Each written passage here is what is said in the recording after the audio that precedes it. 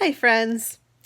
So, I talk a fair bit about my sex life with my partner, within some boundaries, but I generally try to give him like a zone of privacy around things to do with our relationship. I feel like I'm the one doing this work. He didn't necessarily sign up for that. Um, but he also has been very clear that he's okay with me talking about personal stuff because, his feeling is that he's also an open book. So today I am going to dive a little bit deeper into our relationship stuff because I feel like this is something that I've been dealing with lately, and I think it might be helpful to others. So, um, back earlier in the year, several months ago, he and I had a really, really tough time. The truth is, we both have trauma in our backgrounds, like most people do. I mean, this whole idea on online dating that I want somebody without baggage, please, nobody gets to this point in life without some baggage. But he and I both have some trauma, and our trauma happens to sort of butt up against each other. So when one of us gets triggered, the other one often gets triggered as well. It's complicated. It's hard. But we love each other. And so every time this comes up, we go through kind of a rough time and we work our way through it. And then we come out the other side and we're like, God, really glad we're still together. But earlier this year, it was this summer, we went through a time when it was rough. It was really, really rough.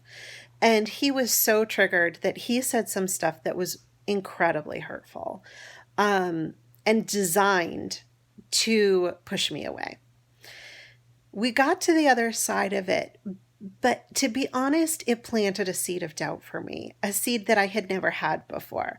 Like I had always thought this is really good and I really want to keep fighting for this even when it's hard. But the things that he said this summer left me feeling like I'm not sure that I can have both this relationship and the rest of my life the way that I want it to be. Like I maybe have to choose one or the other. I can choose the life I want to have, and that means he can't be in it, or I can choose him, and then I can't have the rest of my life look the way I want it to. And that was a decision that was heartbreaking, and that I kept putting off. I kept saying, "Well, let's just go a little while longer and see what happens," until about a month or so ago, when I realized I kind of have one foot out the door. And that's a really uncomfortable way for me to have a relationship. I am somebody who's really loyal and really committed.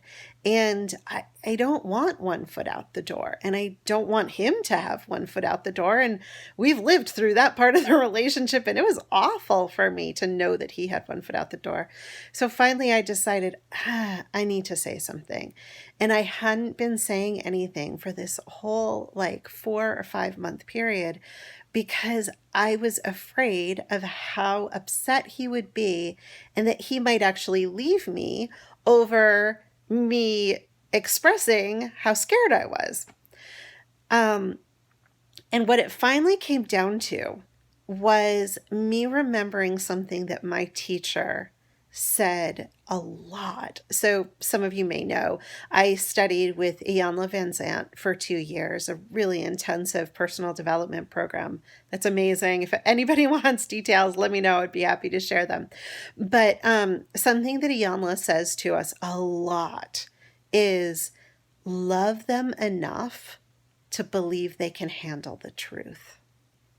Can you love them enough to believe they can handle the truth?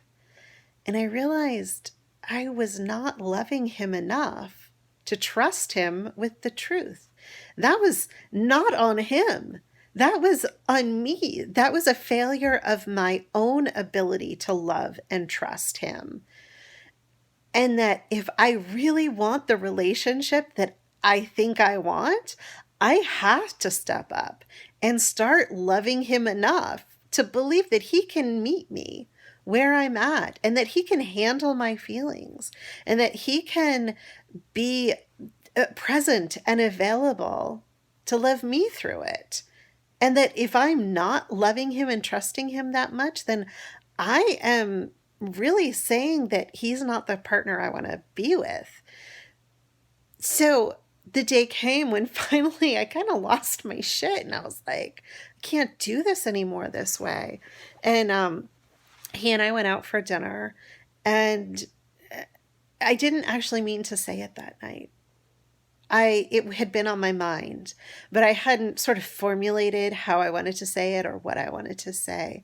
But we went out to dinner and he started by saying, I love you so much. He was in one of those sort of like reflective, really loving moods. And he was looking at me. He's like, I just love you so much.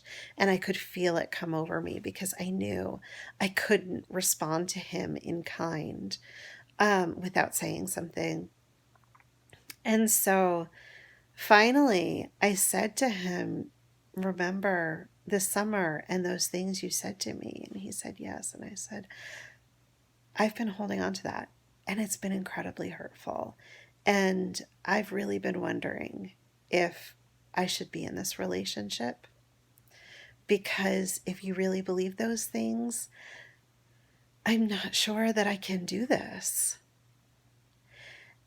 And his response was, oh my God, I'm so sorry. I said those things in anger and in spite, and I had no idea that you had held on to them. I had no idea that they landed so hard for you. And I'm really, really sorry. And we spent a fair amount of time talking about it. And I made a commitment to him that my job now is to continue being brave enough to love him enough to believe he can handle the truth. And this weekend, I had another opportunity to get really brave and tell him the truth, about something that was hard. And that's still a little bit too new and too raw to talk about. But I took myself back to that commitment. I made a promise to him that I am going to love him enough to believe he can handle the truth. And this weekend, I told him the truth again. And again, he responded with an apology.